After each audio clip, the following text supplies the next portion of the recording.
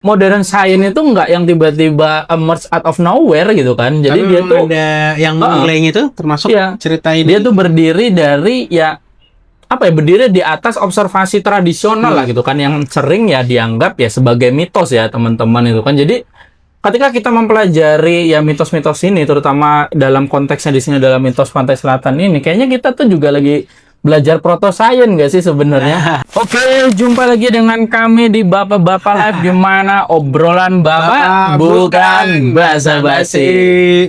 Oke, jadi di episode kali ini nih Pak Bewok, saya tuh pengen karena ini kita dari Cilacap ya, jadi kayaknya perlu banget kita ngangkat ini. Jadi kita pengen bahas mitos, pantai selatan atau laut selatan lah, kira-kira seperti itu. Mitos ya, mitosnya, bukan mistisnya ya, bukan mistisnya. Mitos. Nah, ada apa nih Pak temanya? Jadi gini, sebenarnya kalau ini dari sudut pandangku ya, aku tuh sering banget lihat gitu kan, manusia modern itu gitu, seringkali tuh kayak udah merasa ya paham, merasa mengerti semua hal lah gitu kan. Jadi kayak kita kan udah punya teknologi gitu kan, ada data satelit, model cuaca itu kan, ilmu geologi lengkap gitu kan. Tapi something funny itu gini Pak Bewok, semakin kita tuh merasa kita udah paham, kita udah pintar gitu kan, jadi kita malah kayak semakin kita tuh sering salah dalam membaca alam sendiri gitu loh, alam tempat tinggal kita sendiri gitu.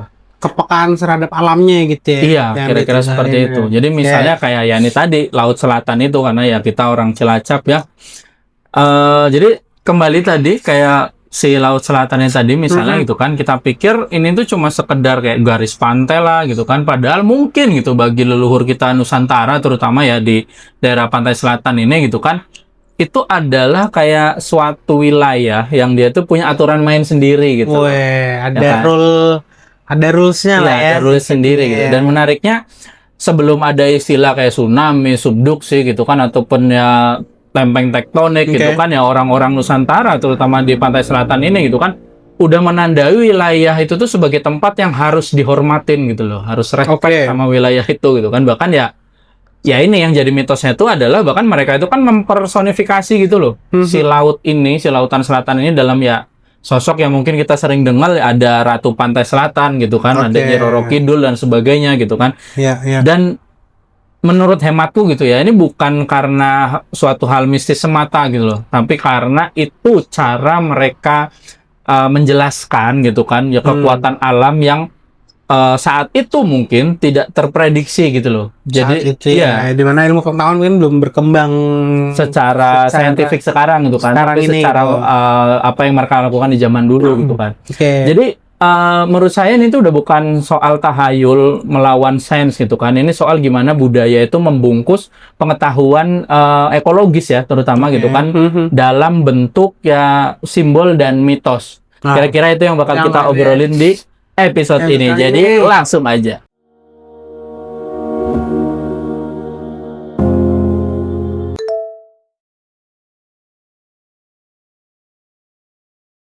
Oke, jadi gini Pak Bewok, untuk obrolan pertama kita gitu ya. Jadi gini, kalau dari hematku nih gini, kayak manusia modern itu agak lucu gitu loh. Itu tadi kita merasa paling pintar, tapi justru kita makin buta gitu terhadap ya batas-batas dari diri kita sendiri gitu loh. Padahal namanya ya tadi ya, terutama yang kita angkat itu adalah mitos pantai selatan itu gitu kan, sejak dulu itu udah memperingatkan kita gitu loh, kalau ada wilayah alam yang bukan buat ditaklukkan, bukan buat dieksploitasi bahkan gitu loh, tapi untuk dihormati. Jadi gini, mungkin di sini kita sama-sama belajar ya teman-teman semua yang nonton ya. Mungkin Nyi Roro Kidul tadi gitu kan, Ratu Pantai Selatan atau ya apapun lah ya mitos-mitos di Pantai Selatan ini, itu tuh sebagai simbol dari kekuatan alam gitu loh, yang gampangannya tuh nggak bisa ditundukkan gitu loh. Jadi kalau tak elaborasi itu gini Pak Bewok, kalau kita lihat gitu kan ya tadi ya figur-figur kayak Nyi Roro Kidul itu kan, mungkin ada yang nyebutnya Nyai Blorong dan macam-macam ya, intinya ya mitos-mitos di Pantai Selatan ini gitu kan. Jadi mungkin itu sebenarnya gitu, itu kayak dibuat untuk menakut-nakuti masyarakat memang gitu loh. Jadi kayak mekanisme kultural gitu loh, yang menjadi cara dari leluhur di Pantai Selatan ini gitu kan, menjelaskan bahwa Laut Selatan itu benar-benar highly unpredictable gitu loh. Khususnya untuk Laut Selatan itu benar-benar susah, unpredictable keadaannya gitu loh. Maka orang leluhur lah ya, Iya. leluhur pantai selatan Mempersonifikasi itu dengan si penguasa pantai selatan tadi itu. Bahkan gini, Science Today itu udah bisa jelasin kayak melalui mulai dari topografi dasar lautnya curam, ya kan, kalau kita cari tahu nih laut selatan ya. Gelombang selatan itu yang apa sih, gampang itu langsung bersentuhan dengan Samudra Hindia, ya kan. Terus juga ya potensi tsunami juga ada dari zona subduksinya gitu kan. Jadi mungkin ya ini dari hemat saya, dulu mereka tidak punya istilah itu gitu loh. Tapi sudah merasakan. Bisa jadi merasakan atau yaitu tadi mempersonifikasikannya gitu. Iya, maksudnya gitu loh. Mempersonifikasikan artinya dia sudah tahu, sudah merasakan atau mungkin bisa memprediksi ini unpredictable ya kan? Iya. Maka ya itu tadi muncul kan menjelajah juga. Iya, biasanya kan moyang kita mostly pelaut kan, kayak gitu kan. Terus dia udah mengetahui itu. Ini walaupun belum sedalam saat ini, tapi karena dengan pengetahuan zaman dulu muncullah sudah merasakan ini benar-benar laut yang sangat sulit diprediksi gitu loh keadaannya gitu kan. Tapi artinya gini, personifikasi itu muncul supaya untuk membatasi atau ya membentengi generasinya kan. Dengan bahasa yang saat itu mungkin awam pada saat itu adalah kita di apa ya, dikasih bumbu mistisnya ya, mitosnya. Mungkin gampangnya kayak ditakut-takutin gitu. Nah, ditakut-takutin gitu. Ya nggak sih kayak gitu maksudnya ya. Jadi apa ya? Kalau tak sebutkan itu dari dulu kan mereka tidak punya istilah-istilah saintifik yang tadi itu gitu kan. Jadi mereka tuh mempersonifikasikan laut tadi sebagai sosok yang tidak boleh dilawan gitu, bahkan tidak boleh dijamah secara berlebihan, bahkan tidak boleh dieksploitasi gitu kan. Jadi kadang menurut hematku nih Pak Bewok ya, kadang mitos itu sekedar bahasa kuno aja gitu loh. Sekedar bahasa kuno untuk menyampaikan suatu pengetahuan geologi, bahkan oceanografi gitu kan, tentang laut-laut ini gitu kan, yang sebenarnya itu akurat gitu loh. Saat ini kita memandang itu gitu kan. Iya nggak sih? Iya. Kita bersimpati bahwa kenapa muncul mitos itu, karena saat itu ya kan belum ada istilah-istilah yang kita gunakan saat ini kan gitu ya, yang kita gunakan sekarang. Iya kan kayak gitu kan. Jadi itu kayak sekedar encoded form lah, encoded form gitu kan dari ya geological knowledge tadi gitu kan. Dan ya sekali lagi memang itu very old one gitu kan, tapi ya surprisingly itu akurat gitu ya. Gimana Pak Bewok, ada tanggapan nggak tentang itu? Iya bener sih, maksudnya gini, aku agak amazing sih dengan itu gitu.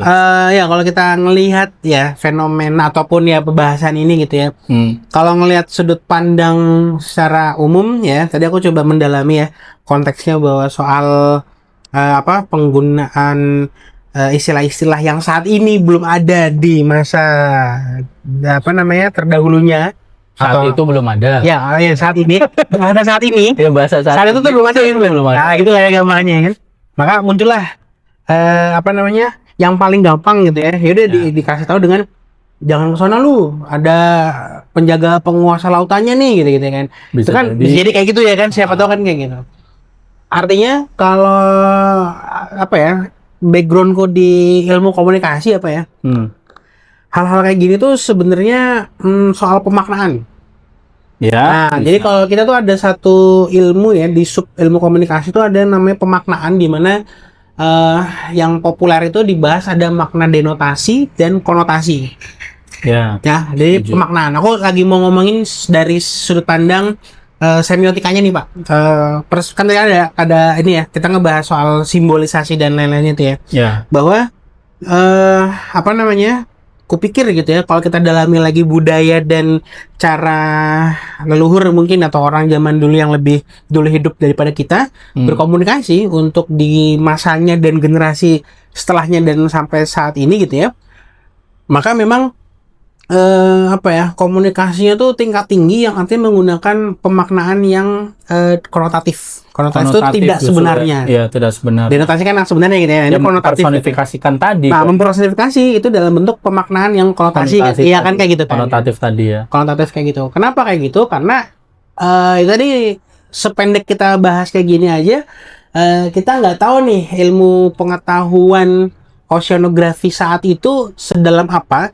Yang dia tahu, dia sudah harus mengikuti bintang yang kayak gimana, ataupun dia merasakan angin laut yang kayak gimana mungkin ya kan, ombak yang kayak gimana. Betul. Tapi daripada dia bingung menjelaskan itu ke generasinya, ya kan, sesudahnya ataupun anak-anak cucunya lah bahasa gitu kan, Maka digunakanlah pemaknaan konotatifnya kan kayak gitu. Nah, yang disampaikan adalah ini kalau ada kayak gini, kalau ada angin kencang kayak gini atau ombak sudah setinggi kayak gimana, gue pengen ngomong nih, jangan kesana dulu, mungkin karena ya tadi lah ya, apapun itu unpredictable condition lah ya kan, yang dia sudah alami di laut itu. Maka dari karena dia apa istilahnya ya, bingung, bukan bingung, artinya gini, menggunakan bahasa apa yang saat itu ilmu pengetahuan mungkin belum berkembang secara pesat gitu ya, saat itu gitu ya. Maka digunakanlah personifikasi tadi itu. Ini di sana tuh ada dibentuklah ya karakter, dibentuklah cerita-cerita atau personifikasi karakternya kan kayak gitu ya kan. Ya dalam rangka untuk kewaspadaan, kehati-hatian kan, siapa bisa jadi kan kayak gitu ya yang dia maksud orang pendahulu manusia di pantai selatan kan kayak gitu ya Pak ya. Yang kulihat sih kayak gitu sih Pak.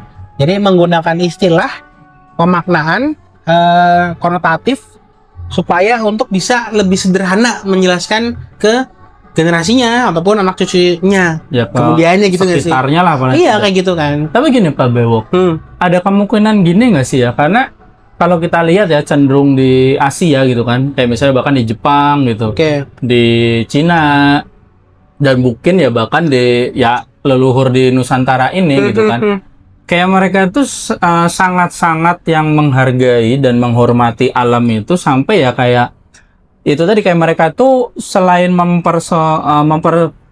jadi belibet mempersonifikasi tadi juga kayak membuat suatu humanoid nggak sih dari hal-hal yang ada itu, terutama kayak mereka tuh kayak ngasih suatu entitas yang mungkin astral gitu loh, roh gitu. Kayak misalnya ya, kayak kalau aku pernah baca kayak di Jepang itu kan ada roh angin, rubah, bahkan roh ini, roh itu gitu kan, bahkan barang-barang tuh ada rohnya. Nah, kalau kita itu tadi ya mungkin di sini ya laut ini dengan sangat dihormatinya gitu kan ya, dipersonifikasikan tadi ada suatu entitas penjaganya gitu loh. Jadi nggak sekedar menyederhanakan bahasa, tapi benar-benar dengan respect-nya gitu kan. Jadi merasakan ya ada kekuatan lain yang akhirnya dipersonifikasi jadi si mitos itu tadi, karena memang ini menarik, keadaan alamnya memang sebegitu kuatnya kan laut selatan itu tadi gitu. Ya. Jadi aku pernah baca Pak di salah satu ini konteksnya ini ya, yang aku baca ini ilmu tentang budaya dan agama gitulah ya. Bahwa ya sih ceritanya tentang ini ya, potret tentang Islam gitu ya. Tapi maksudnya di fase kehidupan manusia ya yang belum tersentuh Islam gitu kan ya, kan sudah ada kebudayaan nih gitu kan, sudah ada kepercayaan bahwa sebelum Islam masuk ke situ memang terutama bagian Asia ya, kalau tadi kita dibahas itu memang ada ketertarikannya gini Pak, yang aku baca gini. Orang ya kan, si orang yang meyakini itu menganggap sesuatu yang besar dan kekuatan itu sebagai yang bisa dia yakini lah, dia bisa imani lah. Makanya kalau di Mesir ada matahari, ya kan di ada angin yang dia merasa itu kan besar gitu ya kan. Sesuatu yang udah beyond kemampuannya manusia yang dia ukur ya. Maka aku pikir ada pengaruh ya budaya yang berkembang sampai ke Indonesia, Cilacap ya kan, mungkin namanya dulu bukan Cilacap tapi daerah pantai selatan ini kan gitu kan ya, bahwa termasuk lautan tadi ini kan yang dia mungkin melihat besar segala macam, pendekatan itu bisa diterapkan bahwa ini ada tadi kalau kita nyebutnya entitas siapapun itu, ini ada pasti laut yang sebesar ini ada yang ngejaga nih gitu ya kan. Nah, dan itu kan akhirnya dari kebiasaan terbentuk menjadi habit ya kan, terus jadi budaya kan gitu. Menurut kan kayak gitu ya Pak ya. Ya, atau bahkan si Ratu Pantai Selatan itu adalah si laut itu sendiri gitu. Bisa jadi kayak gitu ya. Makanya tadi kan dia tahu nih ada kekuatan yang besar nih, tapi apa gitu. Nah, tapi di generasi berikutnya sudah mulai mengarah nih bahwa oh iya nih ini besar nih, kayaknya ada yang gerakin nih gitu ya kan. Nah, terus generasi berikutnya lagi sampai membentuk wah kayaknya ada satu itu, dan terus sampai berapa generasi barulah tadi kalau bahasanya terbentuk lah ya. Nah, terbentuklah disebutlah Ratu Pantai Selatan atau ada penamaannya kan, Nyi Roro Kidul ya kan, segala macam kan, itu bentuk proses budaya ya yang sangat panjangnya aku pikir. Tapi itu tadi aku sih sepakat kalau itu menggambarkan suatu hal ataupun suatu kekuatan yang dianggap ya menguasai apa namanya daerah itu atau laut itu Iya, sendiri wilayah. kan gitu ya, wilayah itu gitu Iya. nggak sih? Kalau aku tuh ada gini, jadi aku jadi makin tertarik dengan topik pantai selatan ini ya, selainnya karena memang kita tinggal di Cilacap gitu dekat kan. banget Aku ya. juga ngutip dari Dr. Adam Bobet. Kalau teman-teman Oh, itu, pernah iya bisa tuh. cari ya, itu dia dari Universitas Glasgow kalau nggak Mhm. salah. Jadi itu menghubungkan geologi modern dengan pengetahuan ya leluhur lah, kemarin seperti itu gitu kan. Mhm. Jadi kutipannya itu adalah when we invoke the theory of plate tectonics itu kan, we are actually invoking the consequences of Indonesian knowledge tradition gitu kan, which Okay. have been erased by standard narrative. Jadi kira-kira kutipannya seperti itu gitu. Okay. Maksudnya gimana? Maksudnya itu gini.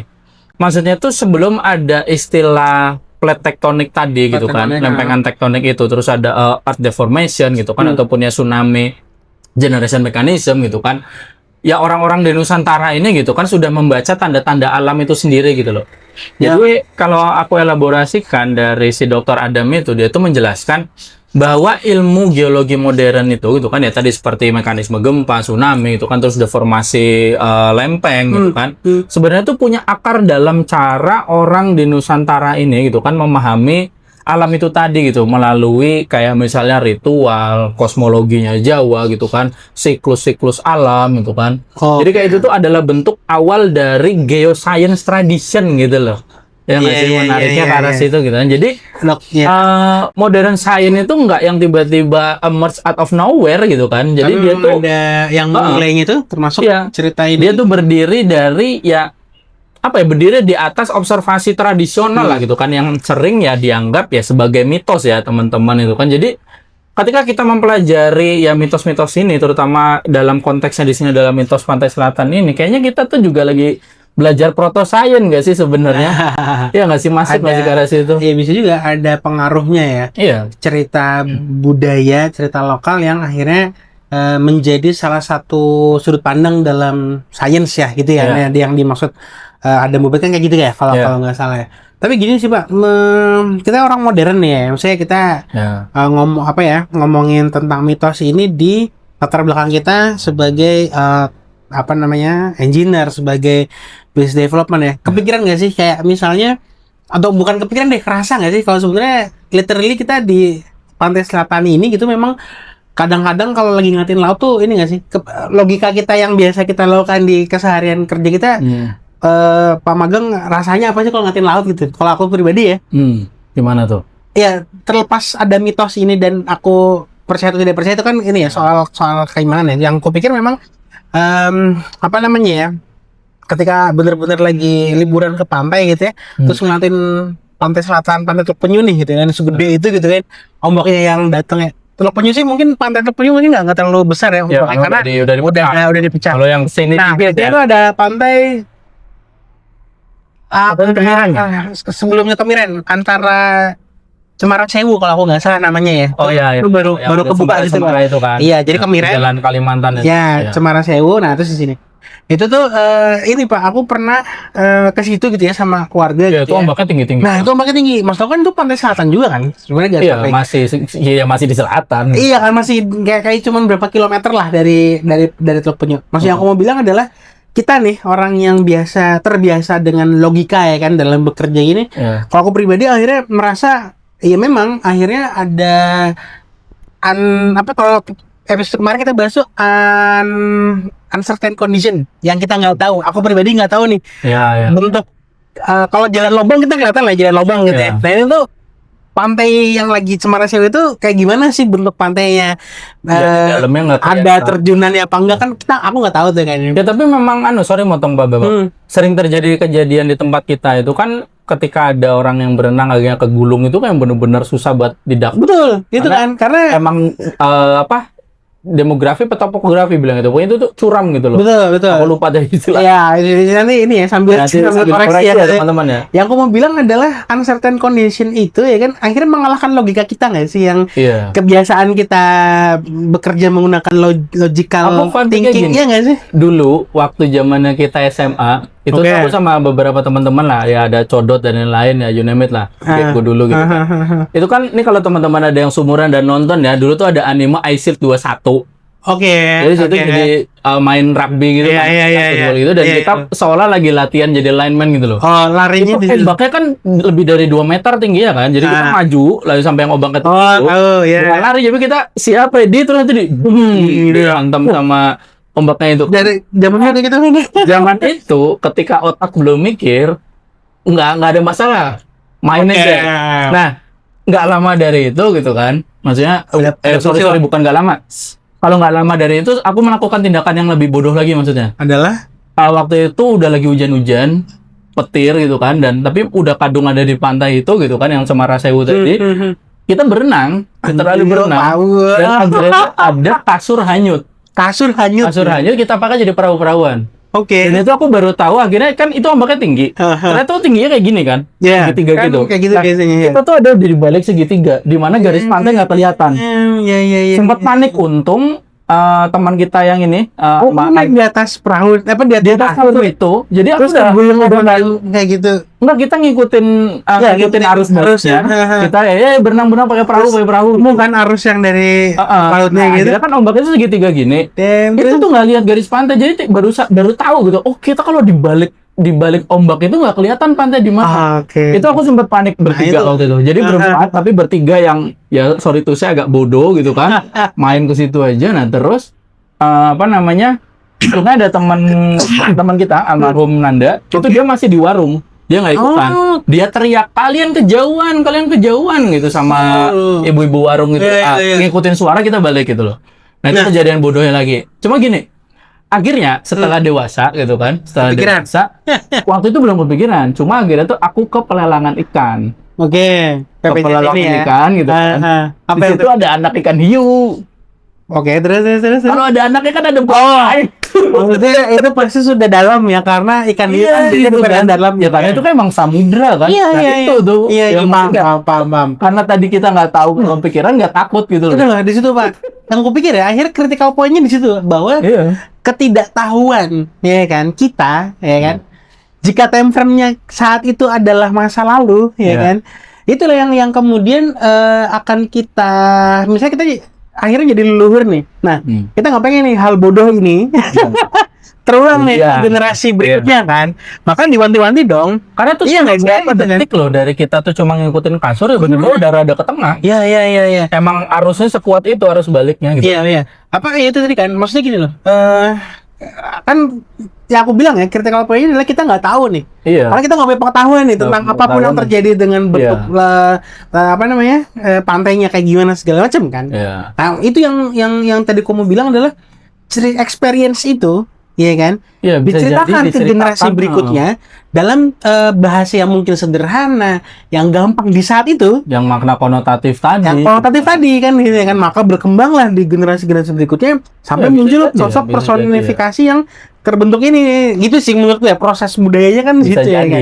Bisa jadi kayak gitu ya. Teman, kalau ada yang punya pandangan lain boleh banget bantu kita diskusi di sini ya. Iya, kita ini sama-sama belajar. bukan berarti kita tidak percaya sosoknya Roro Kidulnya ya. Maksudnya mitos itu kan ada sebagian teman-teman mungkin yang apa ya, punya keyakinan di situ. Sih, monggo. Aku nggak sedang mematahkan keyakinan itu, cuman maksud aku kenapa keyakinan itu akhirnya ada gitu loh ya nggak sih? Kita coba menelaah belakangnya gitu loh ya sih, dengan pengalaman yang tadi diceritain Pak Magang, aku ceritakan kayak gitu ya maksudnya kan Pak ya. Tapi gini, aku akhirnya karena merasa kan kayak udah, ya kita anak pantai, ngapain lagi main di pantai gitu kan.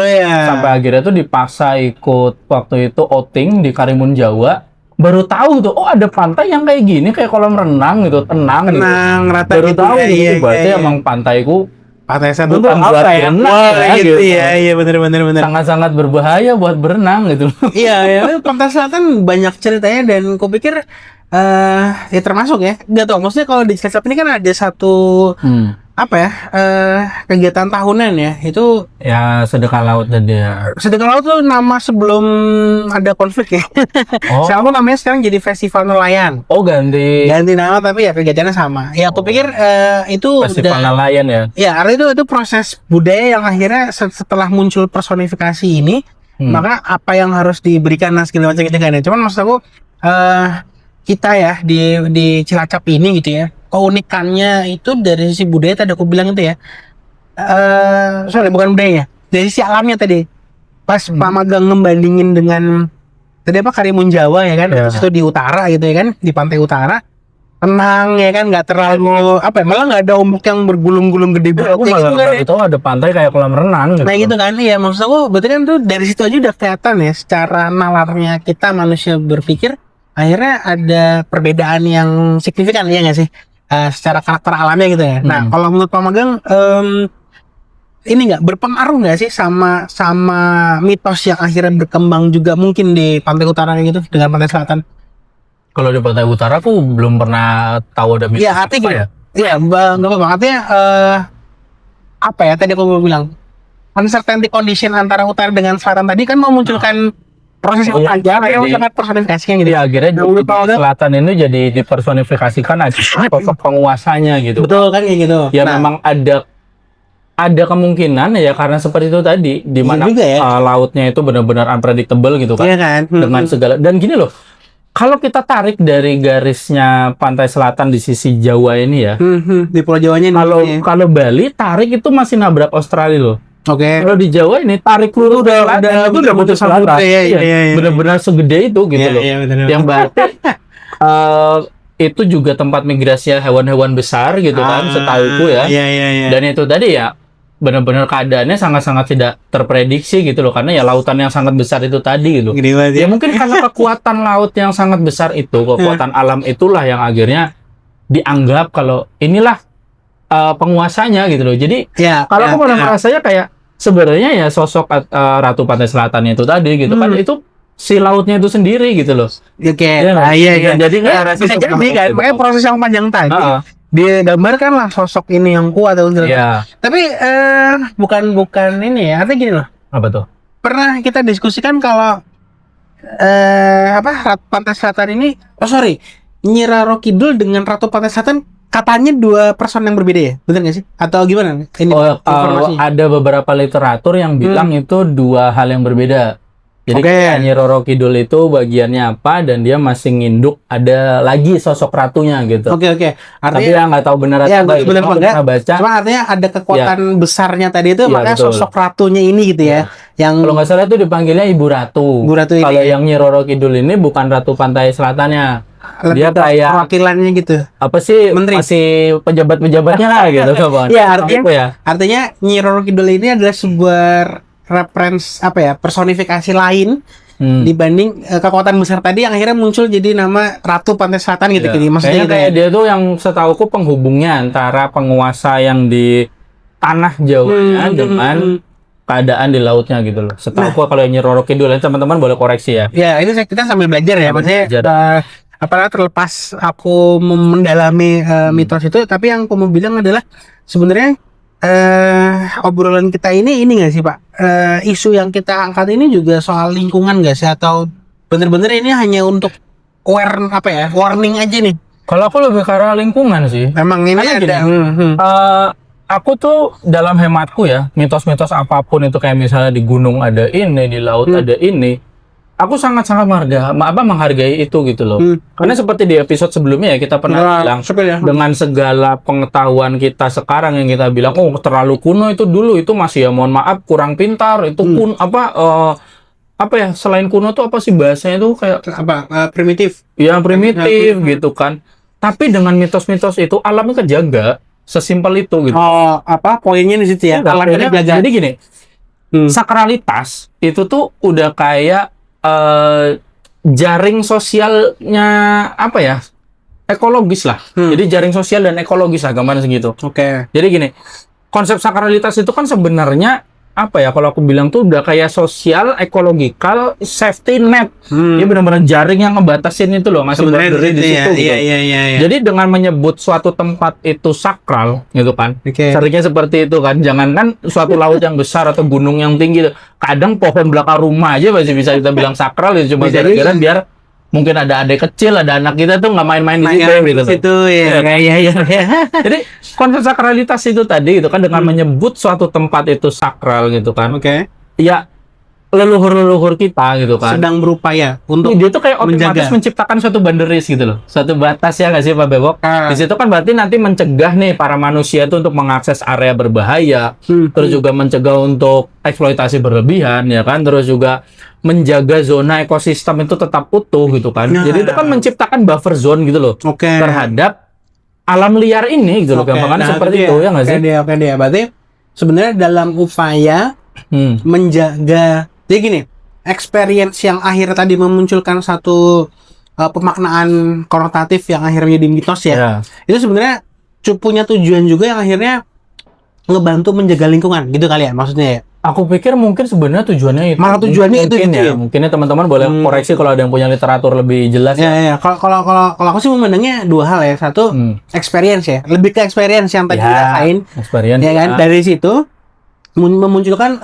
awareness atau ya tadi lah ya, kepedulian untuk menjaga diri ya kan. Nah, terus dimunculkanlah mitos-mitos tadi gitu ya kan ya, atau berkembanglah jadi mitos yang ternyata berimplikasi pada kelestarian lingkungan. Itu menurutku ya prosesnya. Menurutku loh. Karena sebenarnya apa namanya?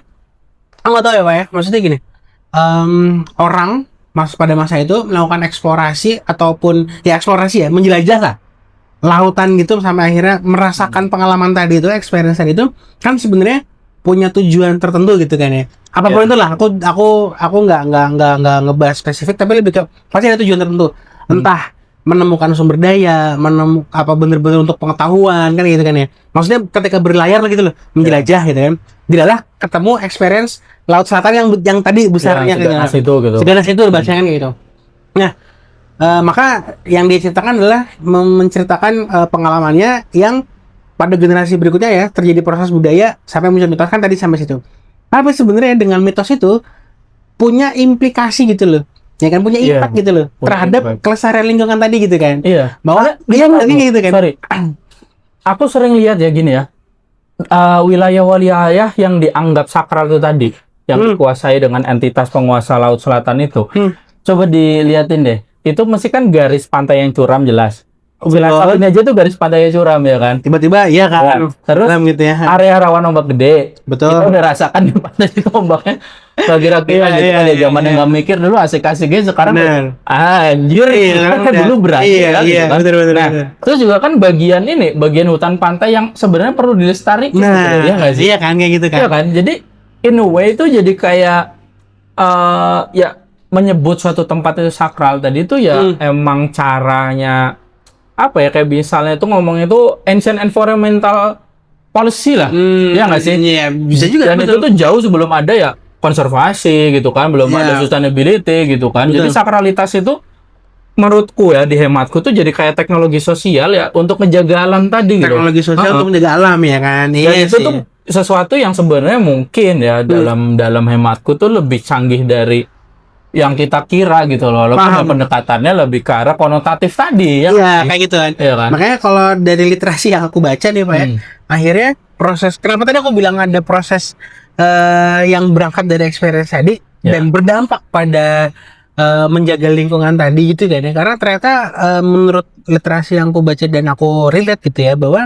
itu sebenarnya memang sebagai early warning system pada saat itu gitu. Iya, early warning system. Early warning system. Iya. Saat ini ya kalau aku mainan IoT sekarang ya, early warning system udah pakai sensor nih segalanya. Iya. Pada masa itu kan belum ada sensor Pak ya kan. Betul. Maka yang diceritakan adalah wah jangan kesana bro, ya kan, jangan kesana nak.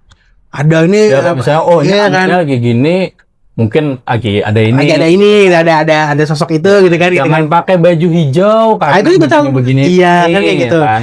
Itu menjadi early warning system bahwa sebenarnya ini musim yang kita tahu itu mungkin ya. Kalaupun lagi impersonate leluhur dulu yang EWS-nya adalah dengan mitos ya kan.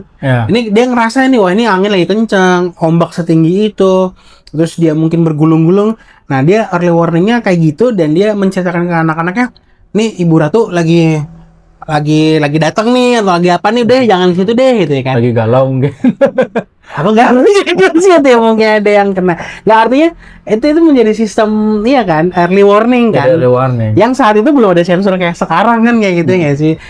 Cuman tadi artinya itu menjadi batasan orang ya untuk kemudian apa ya, ambisi untuk menguasai, iya nggak sih, laut itu ya kan, entah mau dia jadi apa, entah dia eksploitasi hasil lautnya ataupun dibangun apapun itu, itu jadi batas gitu loh Pak. Iya, biar manusia itu humble lagi gitu. Humble lagi gitu kan. Kalau ini nih ada alam yang perlu kita jaga, perlu kita hormatin loh. Maksudnya tuh bukan berarti, kalau dari aku ya, bukan berarti alam ini sesuatu apa ya ngomongnya itu, sesuatu yang perlu kita sembah, itu enggak, tapi ini loh, Tuhan juga menciptakan ada loh sesuatu yang beyond kemampuan kita gitu kan, dan kita padahal di sini di bumi ini gitu kan harusnya diciptakan untuk apa ya Bang, itu menjaga gitu kan. Nah, jadi ya dikasih warning itu tadi, ini loh kekuatan laut segede gini loh. Jadi ya humble lagi lah. Humble lagi gitu ya.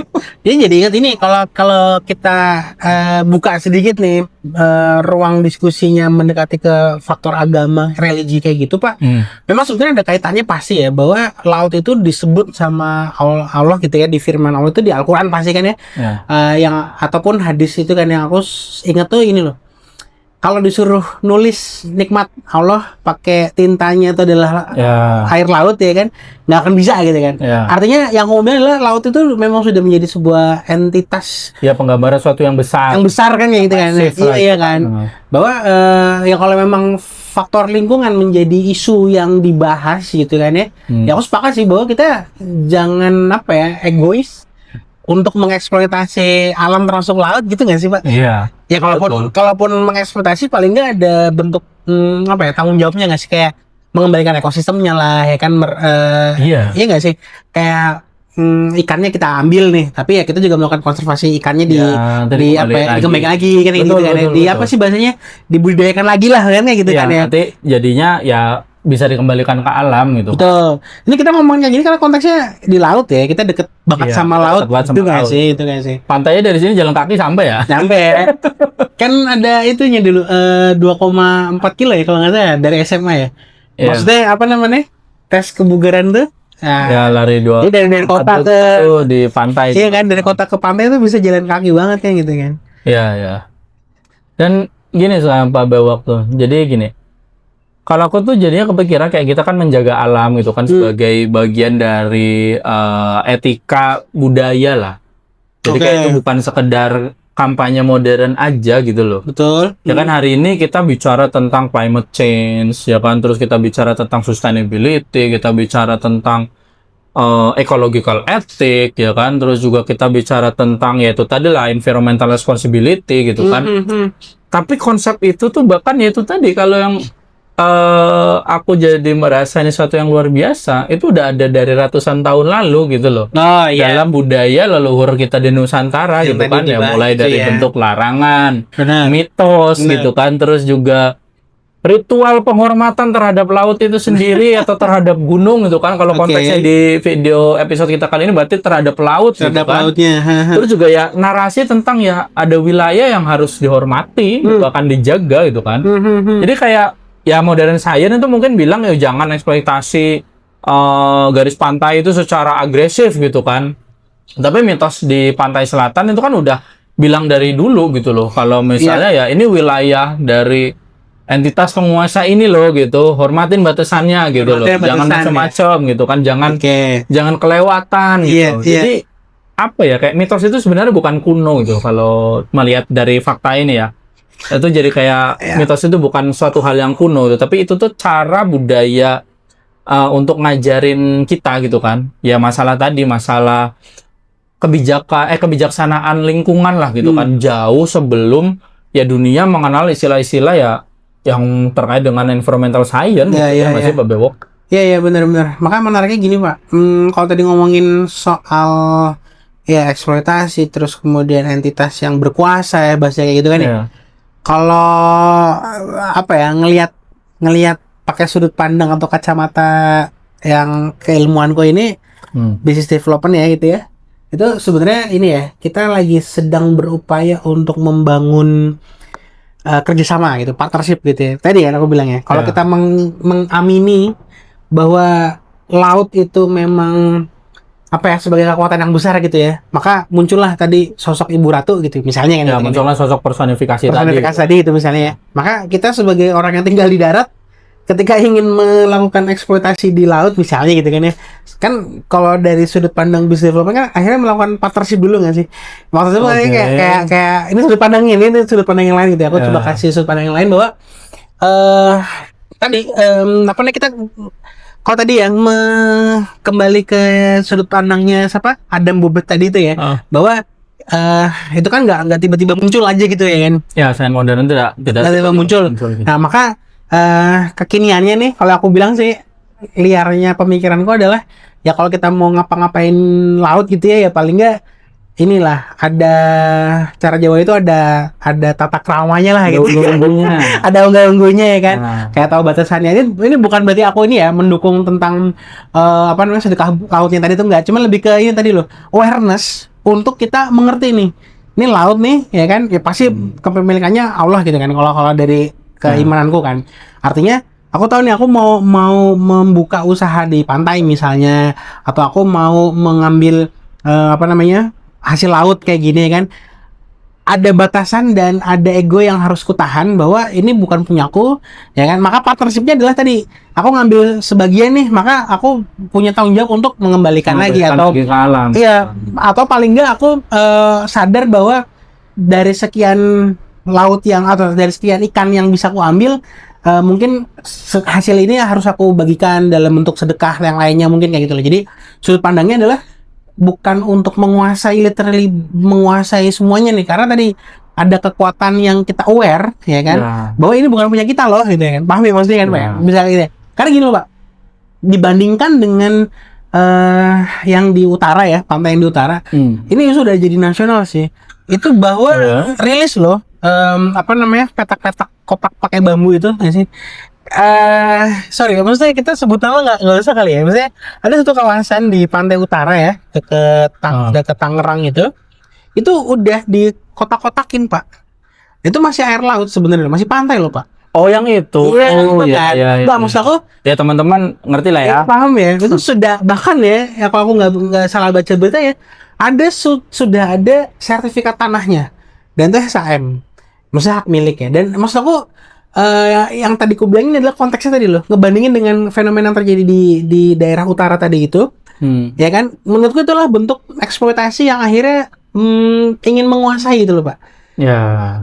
Bagaimana kalau ternyata itu ada di selatan? Apa nggak marah nih penguasanya ya kan? Kebayang maksudnya gini nggak sih? Nah, ini nggak maksudnya tahu ya. Nggak tahu ya kita nggak tahu sih. Tiba-tiba Poseidon. Iya Megalodon gue. Yang aku mau bilang adalah tadi loh, bentuk penguasaannya apa sih gitu kan ya? Apa ya? Willing untuk menguasai yang sangat berlebihan itu terjadi di daerah utara tadi aku bilang itu.